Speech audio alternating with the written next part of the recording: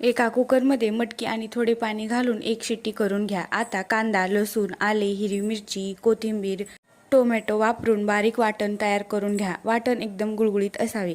एका मोठ्या कढईत तेल गरम करा। तेल गरम झाल्यावर त्यात मोहरी घाला। मोहरी तडतडली की जिरे घाला, कढीपत्ता घाला। आता तयार केलेले वाटण घालून तेल सुटेपर्यंत चांगले परतून घ्या।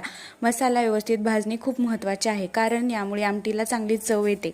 मसाला चांगला भाजल्यावर त्यात हळद, लाल तिखट किंवा काळा मसाला, गरम मसाला, लाल तिखट 1 मिनिट परतून घ्या। मसाले करपू नयेत म्हणून लगेच पुढची कृती करा। आता शिजलेली मटकी घालून मसाल्यामध्ये मिक्स करा।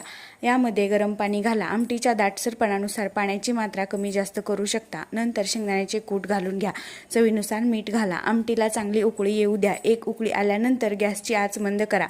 10 ते 15 मिनिटे चांगली आमटी शिजवून घ्या, जेणेकरून सर्व चवी एकमेकात मुरतील आणि आमटीला दाटसरपणा येईल। आमटी चांगली शिजल्यावर गॅस बंद करा।